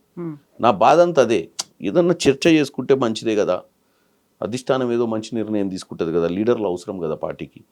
అంత మంచి పొటెన్షియల్ లీడరు ఆయన అప్పుడప్పుడు ట్రిగర్ అవుతుండు. ఆ ట్రిగర్ ఎందుకు అవుతుండో తెలుస్తలేదు, కూర్చొని చర్చ చేస్తే బాగుంటుంది అనేది మంచి సబ్జెక్ట్, అదే ఆ సబ్జెక్ట్ మంచిది, కాకపోతే ఇట్స్ వెరీ సెన్సిటివ్ నాకు, ఎస్పెషల్లీ ఈ ఇష్యూలా it's a big sensitive issue నాకు. ఎందుకని ఎవరితో కూర్చొని చర్చించుకోవాలి? ఇక్కడ కేంద్రంతోనా లేకుంటే రాష్ట్రంతోనా? ఆయన ముఖ్యమంత్రి గారితో మాట్లాడుకోవచ్చు, ఓపెన్ స్టేట్మెంట్స్ ఇవ్వకుండా. ముఖ్యమంత్రి గారు కూడా కంఫర్ట్ ఉండాలి కదా క్యాబినెట్ నడపాలంటే. End of the day is a chief minister. అవును. To run a cabinet it should be healthy cabinet. ఈ ప్రొవోకింగ్ స్టేట్మెంట్స్ తోటి ఆయన కూడా ఆలోచిస్తాడు కదా, హెల్తీ అట్మాస్ఫియర్. ఎందుకంటే opposition is waiting for the opportunities. కుట్రలు కుతంత్రాలు బీజేపీ ట్రై చేస్తుంది ఒక సైడ్ నుంచి. ఇవన్నీ కూడా తెలుసు కదా రాజగోపాల్ రెడ్డి గారికి. అసలు నేను అసలైనటువంటి కాంగ్రెస్ వాదిని, నువ్వు బయట నుంచి వచ్చినావు, నువ్వు మధ్యలోకి వచ్చినావు, నువ్వు ఇలాంటివన్నీ కూడా అంత నాకు తెలిసి అవన్నీ ఆయన అనలేదు. నిన్ననైతే అది AI video. Okay, that is non sense. ఆయన ఎప్పుడు ఆ లాంగ్వేజ్ లో మాట్లాడలేదు. ఆయన ఏమన్నా కాకపోతే నేనే అసలైనటువంటి కాంగ్రెస్ వాడిని రెగ్యులర్ గా I'm a leader, tomorrow I may get an opportunity అని అంటుండు. కానీ నిన్న that is a video, that voice doesn't belongs to him. I also listen. Okay, non sense అది. బట్ ప్యాచప్ అదే అంటున్నా, మనకి ఏదైనా డిఫరెన్స్ ఉన్నప్పుడు మిగతా వాళ్ళు దాన్ని ఎట్లా వాడుకుంటారో చూడాల్సిన అవసరం ఉంటుంది అంటున్నా. మనం కొద్దిగా ఏదో బాధ ఉంటే కూడా ఎక్స్ప్రెస్ చేస్తే మిగతా వాళ్ళు దాన్ని డబుల్ టైం ఎక్స్పోజ్ చేస్తారు. But it's a sensitive matter. నాకైతే చాలా నాకు ఎస్పెషల్లీ ఇద్దరు అన్నలు, ఒక పెద్ద అన్న, అసలు ముఖ్య అన్న, ఈ స్థాయికి రానికి ఏదైతే 75% స్టేక్ హోల్డర్ రేవంత్ రెడ్డి గారు, ఓ 10-15-20% స్టేక్ హోల్డర్ నాకు టికెట్ వచ్చినాక నా ఎమ్మడి నిలబడి గెలిపించాడు రాజగోపాల్ రెడ్డి. మిగతా మా ఎమ్మెల్యేస్ కూడా ఇంట్లో నేను ఈరోజు ఈ స్థాయికి రావడానికి మిగతా మల్రెడ్డి రంగారెడ్డి గారు కానీ, శామ్యుల్ కానీ, వీరేశం గారు కానీ, అనిల్ గారు కానీ, బీర్లాయలైనా వీళ్ళు ఒక స్టేక్. వీళ్ళందరూ నాకు ఈ స్థాయికి రావడానికి మెయిన్. బట్ నాకేందంటే 1-2-3 లేయర్స్లో ఉన్నారు వీళ్ళు. నాకేమనిపిస్తుంది, మా వాళ్ళంతా హ్యాపీగా ఉండాలనుకుంటా. ఈరోజు నేను శామ్యుల్ గారి గురించి కూడా ఏదన్నా అంటే, నేను మంచిగా ఉండాలి, చాలా రోజులు చేయాలి, మనకు 70,000 మెజార్టీ, నాకు ఆయనకు 50,000 మెజార్టీ ఇచ్చినాం, మంచి కార్యకర్తలను ప్రేమించి కార్యకర్తలతో మంచిగా ఉండి మనకి ఏం అవసరము జీవితంలో కార్యకర్తలతో సత్సంబంధాలు ఏర్పాటు చేయాలని చెప్తుంటారు. నేను రాజగోపాల్ అన్న కూడా అధిష్టానం అందరు పరిచయం ఆయనకు. ఢిల్లీలో రాహుల్ గాంధీ తెలుసు, సోనియా గాంధీ తెలుసు, అందరు గుర్తుపడతారు ఆయన. చర్చలు చేసుకోవాలి, కొద్దిగా లేట్ అవుతుంది. కుటుంబంలో 1-2 ఉన్నారు కాబట్టి, పెద్ద మనిషి ఆయన ఇంతకుముందు ఆల్రెడీ మినిస్టర్గా ఉన్నాడు వెంకటరెడ్డి గారు. ఆపర్చునిటీస్ ఏందో తెలియదు మనకు. We have to wait. ఈరోజు నేను ఎంపీ అయినా, మధ్యాహ్నం పార్టీలకు వెళ్ళి సస్పెండ్ అయినా, నేను 2009లోనే టికెట్ అడిగిన భువనగిరి పార్లమెంటు. అప్పుడు రాజగోపాల్ రెడ్డి గారు అప్పుడే ఎంటర్ పాలిటిక్స్లకు. ఆపర్చునిటీస్ రావండి. వి ఏం sometimes it comes at the door step, sometimes it never comes even if you try for life long. ఈరోజు యూత్ కూడా అర్థం కావాలి. వచ్చినాము, మేము 10 ఏళ్ళు పని చేసినాము, మాకెందుకు అవకాశాలు వస్తాయి? రావు. అదృష్టం ఇల్లు దట్టాల్సిందే. నీ హార్డ్ వర్క్ ఉన్నప్పుడు. అదృష్టం అంటే మళ్ళీ నువ్వు ఇంటికాడ వండుకొని బయటికే పోకుండా ఇంటికి వచ్చి తలుపు కొడతారు, ఎప్పుడు రాదు అది ఇంటికి. మనం రోడ్డు మీద తిరుగుతుంటే అది అదృష్టం అనేది ఇట్లా పోతుంటే మనకు తాకుతుంది, మనం ముందుకు పోతుంటే. మనం చెట్టు కింద కూర్చుంటే అది అట్లనే పోతుంటుంది మన ముందు నుంచి, మన దగ్గరకు రాదు అది. మనం ప్రయత్నం చేయకపోతే మనం నడుస్తుంటే అది వచ్చి ఎదురు తాకుతుంది, మనకి ఇంత ఎక్కువ తాకితే మనం ఎక్కువ బాగుపడతాం. కానీ అది ఆ రోడ్డు మీదే పోద్ది, ఇళ్ళకి రాదు, చెట్టు కిందికి రాదు. అది అదృష్టం. ఆ రోడ్డు మీద వేయటానికే వస్తుంది అదృష్టం. ఎగ్జాక్ట్లీ. ఇప్పుడు కోమటిరెడ్డి బ్రదర్స్ ఇద్దరు వార్తల్లో ఎందుకని నిలుస్తున్నారు? వాళ్ళిద్దరూ మీకు చాలా కావాల్సిన వాళ్ళే.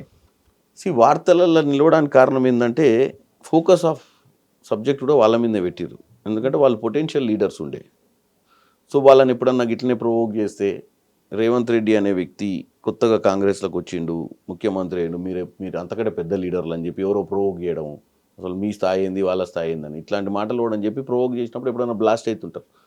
కాకపోతే వెంకన్న ఏం లేదు, వెంకన్న సాఫ్ట్. ఇప్పుడు బట్ ఈ ఇద్దరు మాట్లాడుతోంది అంతా సీఎం రేవంత్ రెడ్డి మీదే, లేకుంటే ఇంటర్నల్ గా వెంకరెడ్డి గారు ఏం మాట్లాడతలేదు. సో ఆ ఇష్యూ వచ్చిన తర్వాత కావాలనే నా పేరు బయటకు తీసుకొచ్చేలా చేసింది. ఆ ఇష్యూ ఆల్రెడీ దానికి ఇష్యూ, ఆ పర్టికులర్ ఇష్యూలో అయిందంటే నేను కూడా చెప్పిన. ఎందుకంటే మీడియా కూడా దీన్ని అంటే మనం చాలా సెన్సిటివ్ ఇష్యూ అది.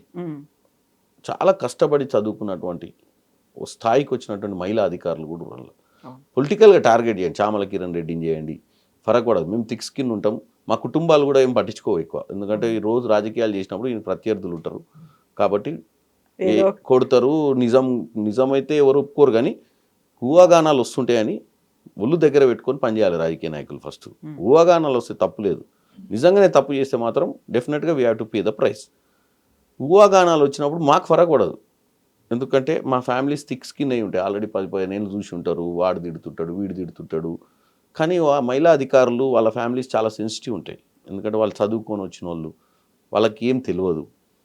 సో అధికారులు అన్నాక ఏమవుతుంది, ఇప్పుడు ఒక మహిళా అధికారి ఉందంటే ఒక ఎంపీగా నేను పోయినప్పుడు డెఫినెట్గా నాకు టైం ఇచ్చి లోపల కూర్చోబెట్టుకొని మాట్లాడతారు.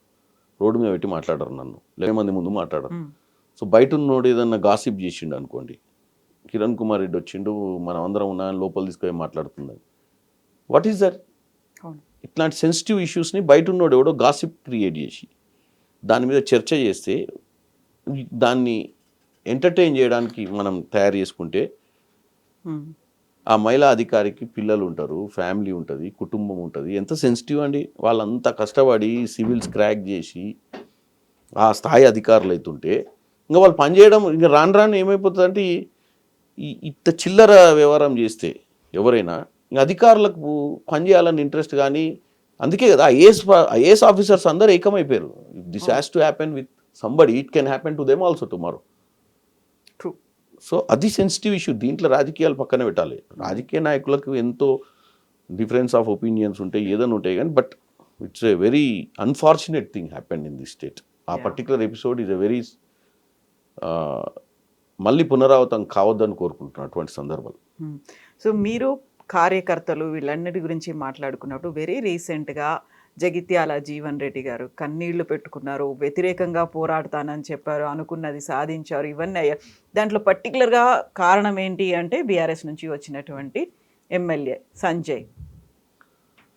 నేను ఒకటే చెప్తాను చూడండి, రాజకీయాలల్లో మనం కంటిన్యూగా సర్వైవ్ కావాలంటే ఒకప్పుడున్న ఎథిక్స్, ఒకప్పుడున్న మొరాలిటీస్ పబ్లిక్ దగ్గర లేవు, నాయకుల దగ్గర లేవు, సిస్టమ్ దగ్గర లేవు. సిస్టమ్ అంతా total from the grass root to top leadership. అంటే ఒకప్పుడు రాజకీయం ఒక కులం, కమ్యూనిస్ట్ భావాజాలం ఉన్నోడు లెఫ్ట్ భావాజాలం, రైట్ వింగ్లకు రాలేడు,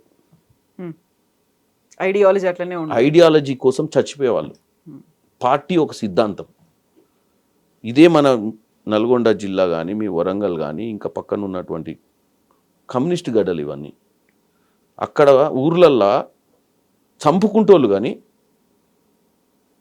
ఈ డబ్బులు ఉండకపోయేది. రాజకీయం అంటే టికెట్ ఇస్తే ఇది ఇది ఇది అంతే, డివైడ్. వీడు వీన్ సైడ్ వచ్చేటోడు కాదు, వీడు వాన్ సైడ్ వచ్చేటోడు, మాట్లాడుకుంటోళ్ళు కూడా కాదు ఊర్లలో. అటువంటి రాజకీయ నేపథ్యం ఉన్నటువంటి పరిస్థితి ఈ రాష్ట్రంలో ఉండే. ఇప్పుడు ఏమైపోయిందంటే పొద్దున కలిసినోడిని సాయంత్రం అడగాల్సి వస్తుంది, ఇంకా ఉన్నావు ఆ పార్టీలో అని. నువ్వు ఇప్పుడు ఏ పార్టీ అని అంటే వాడు మధ్యాహ్నం మారినేవనని మనం చూసుంటాం కదా టీవీలో. అటువంటి పరిస్థితుల మరి పైనుంచి కింది దాకా కూడా అదే వ్యవస్థ నడిస్తేనే పైన పార్టీ నిలబడుతుంది. ఈరోజు సర్వైవల్ కోసము ఇదే కేసీఆర్, ఇదే వీళ్ళు మాట్లాడుతారు. అసలు ఈ వలస రాజకీయాలని ఎంటర్టైన్ చేసిందే పోస్ట్ 2000 ఎలక్షన్స్. పోస్ట్ 2000 అంటే నేను అనేది 94 తర్వాత కావచ్చు ఈ ట్రెండ్ స్టార్ట్ అయింది. అంటే చంద్రబాబు నాయుడు, రాజశేఖర రెడ్డి ఈరా నుంచి మొదలైంది, అంతకుముందు లేదు.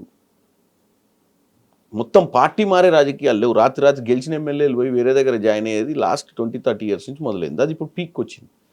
సర్వైవల్ ఆఫ్ ద ఫిటెస్ట్ అంటారు దీన్ని. Struggle for existence, survival of the fittest. ఇవన్నీ కూడా ఏంటంటే నీ పార్టీ ఎమ్మెల్యేలను వేస్తా అంటే నా పార్టీ ఎమ్మెల్యేలు నువ్వే చేయదని నీ పార్టీ ఎమ్మెల్యే నేను వేస్తా అనే వేసుకున్నాను. కాంగ్రెస్ పార్టీలో గెలిచినటువంటి పరిస్థితి ఉన్నప్పుడు ఇదే కేసీఆర్ గారు కనుక ప్రతిపక్ష హోదా లేకుండా చేయాలన్న పిచ్చి ఆలోచన రాకపోతే ఈ రాష్ట్రం ఇంత లూటీ అయ్యేది కాదు.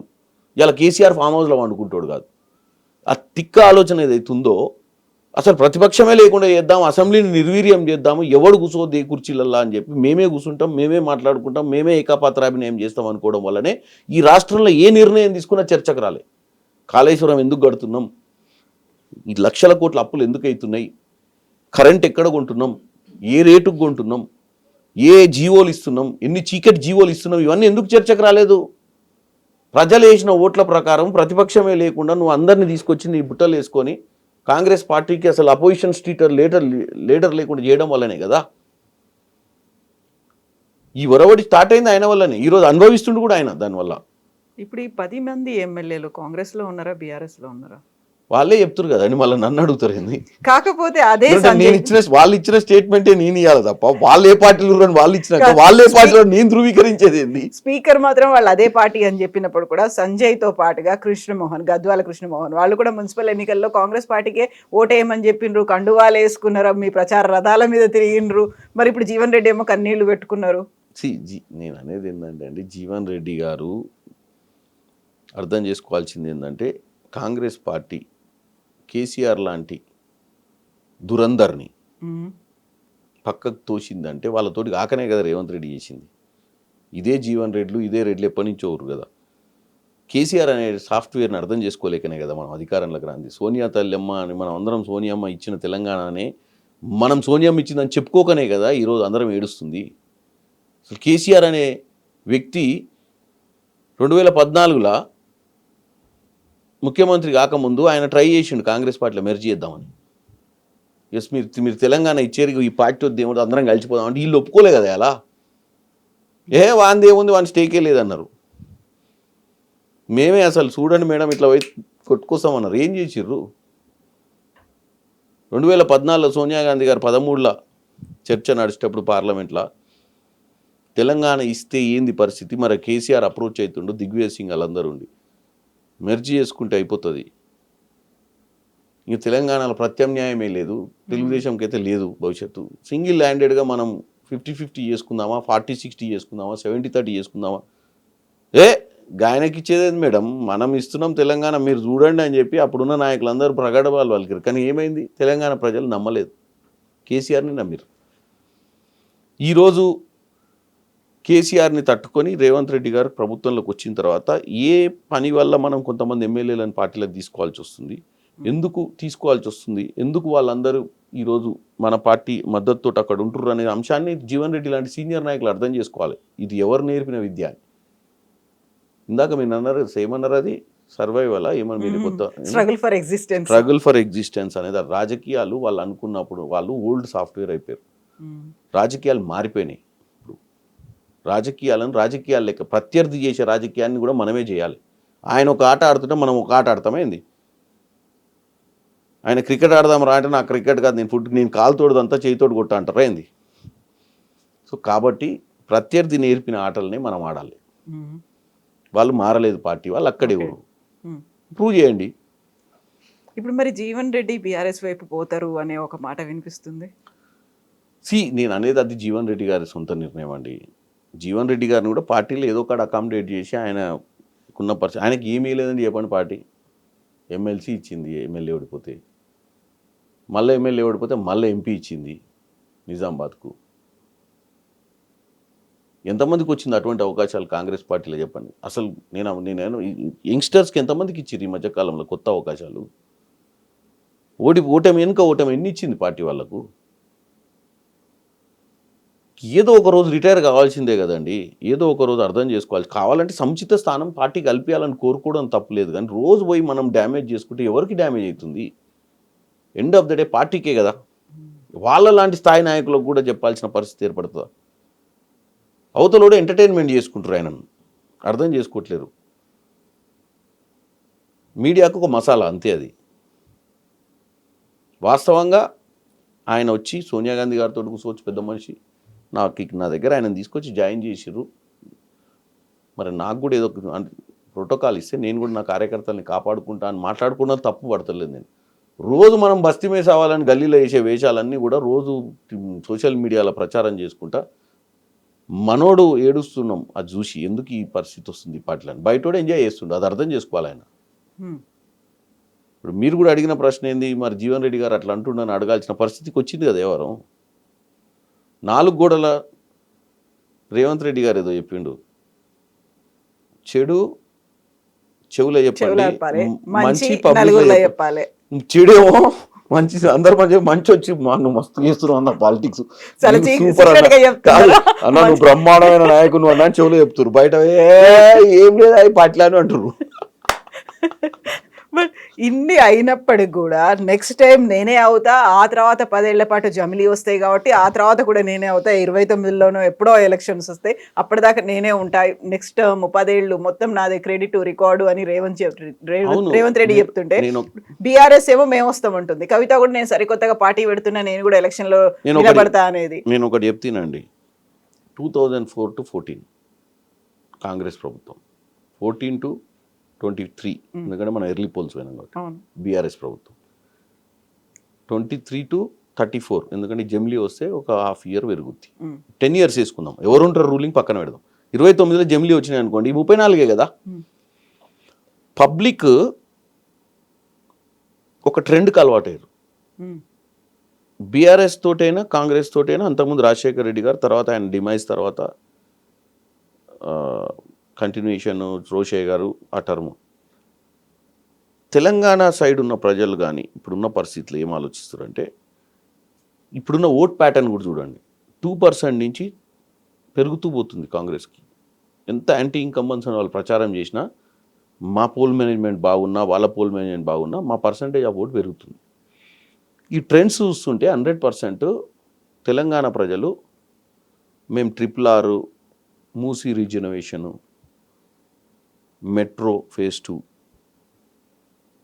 4th ఫ్యూచర్ సిటీ, ఇవి కనుక ఈ నెక్స్ట్ 1.5 yearలో ఉమ్, ఒక కొలిక్కి తీసుకురాగలిగితే ప్రజలకు అంటే ఇంకొక 5 years ఇస్తే మిగతా కంప్లీట్ చేస్తాడని నమ్మకం వస్తుంది.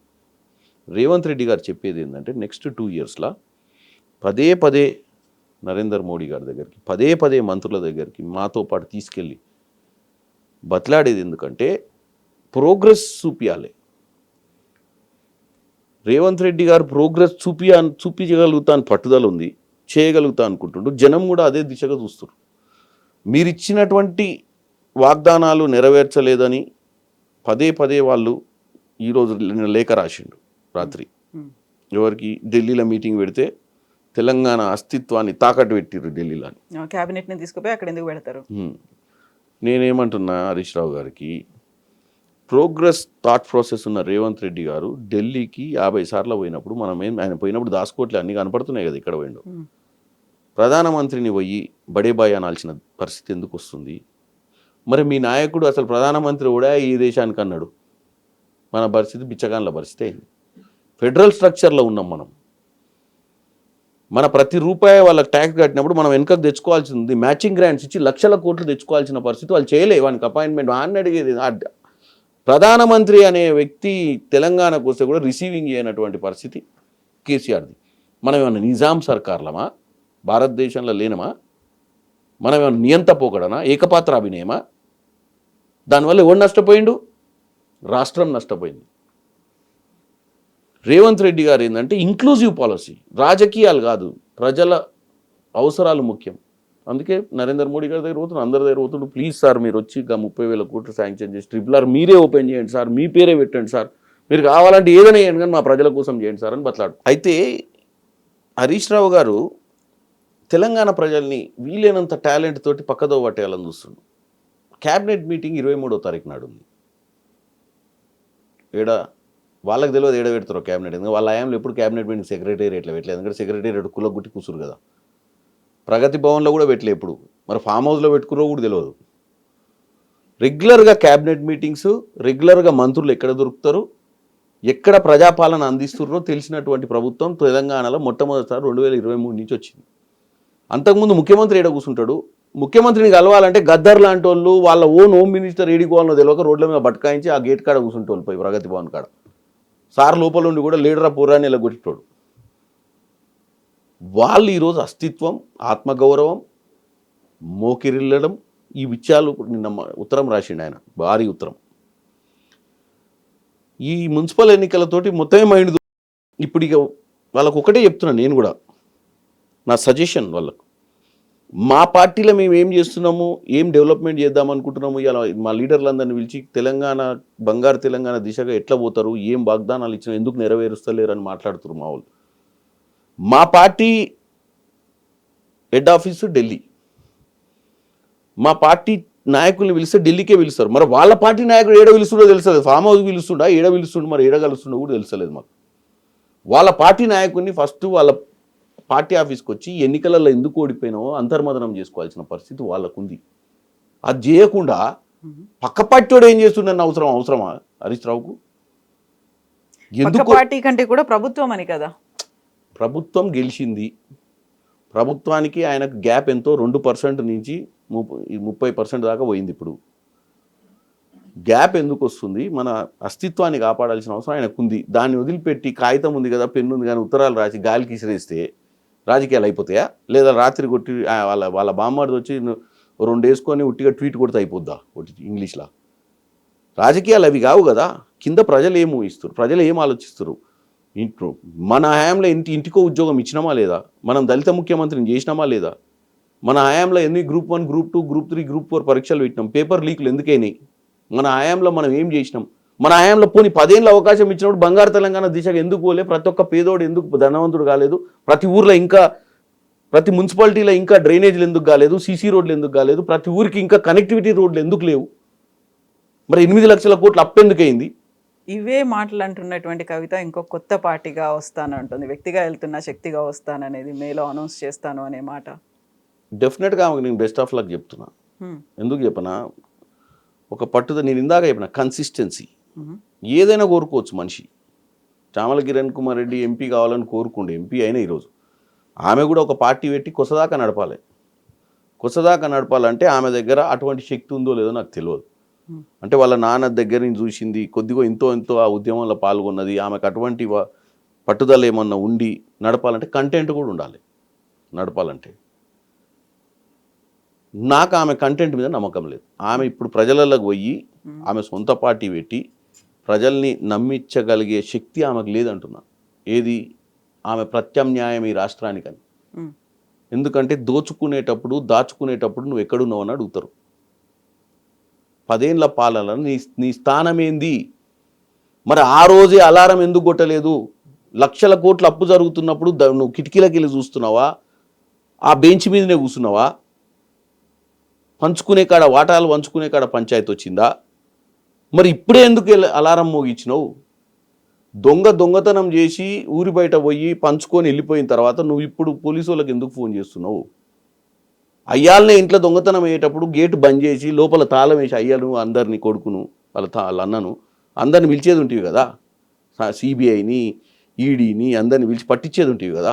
ఈ రాష్ట్రాన్ని 1600 బలిదానాలు, నీళ్లు, నిధులు, నియామకాల నినాదంతో తెచ్చిన తెలంగాణలో నువ్వు ఉద్యమ రకాలు రాలు కదా. మరి ఆ సోయి ఇప్పుడు ఎందుకు వచ్చింది? ఆ సోయి ఇది కనుక నువ్వు 5 ఏళ్ల క్రితం చేసి 2018 కంటే ముందే చేసి ఉంటే డెఫినెట్గా ఆమె పెద్ద లీడర్ అయ్యేది. ఇప్పుడు ప్రత్యామ్నాయం ఆమె కాదు అంటున్నారు. ఎవరున్నారు అనుకుంటున్నారు ప్రత్యామ్నాయం లేరు. రేవంత్ రెడ్డి గారు ఇంకా ప్రత్యామ్నాయం అయింది. ఇంకా వాళ్ళే ఏం లేక బామ్మడులు అందరు కలిసి రోజు పీకల వాడు కూడా తిరుగుతారు రోడ్ల మీద డప్పులు కొట్టుకుంటా, ఉత్తరాలు ఖాళీ కాగితాలు రాసుకుంటా, లేకపోతే ట్విట్టర్లో చెప్పుకుంటా, నలుగురు సోషల్ మీడియాలో నలుగురు బఫూన్ గాన్లను పట్టుకొని కట్టింగ్ చేసి మేము మాట్లాడినవి వక్రీకరించి మా రాజగోపాల్ రెడ్డి వాయిస్ కానే కాదు అది పెట్టి ఈ స్క్రైబు ఆ స్క్రైబు రకరకాల నల్ల బాలు, తెల్ల బాలు, తెల్ల తోలు ఏందేందో పెట్టి ఏం చేస్తారు సోషల్ మీడియాలో? ఎంటర్టైన్మెంట్కి బాగుంది. వాళ్ళు కంటిన్యూ చేస్తేనే ప్రజలు హ్యాపీగా ఉంటారు. ఎందుకంటే వీళ్ళు పెట్టే చూసి నవ్వుకొని పడుకుంటారు ప్రజలు. దానివల్ల ఒరిగేది లేదు, తరిగేది లేదు.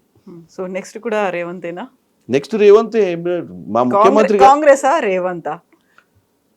కాంగ్రెస్ ముఖ్యమంత్రిగా రేవంత్ రెడ్డి గారు 2034 గారు సుస్థిరంగా ఈ రాష్ట్రాన్ని బ్రహ్మాండంగా, నిరుద్యోగులకు ఉద్యోగ అవకాశాలు, కొత్త సిటీ, ఈ రాష్ట్రంలో ఈరోజు 70% అర్బనైజేషన్ దిశగా మనం పోగలుగుతున్నాం. ఎందుకంటే ట్రిపుల్ అయిన తర్వాత జనగాం దాకా కూడా మనకు సిటీ లెక్కనే అనిపిస్తుంది.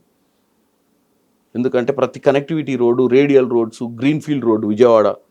ఇప్పుడు విజయవాడ నుంచి బెంగళూరు 7కి పోయినా 2 గంటలలో పోతాం హైదరాబాద్ నుంచి.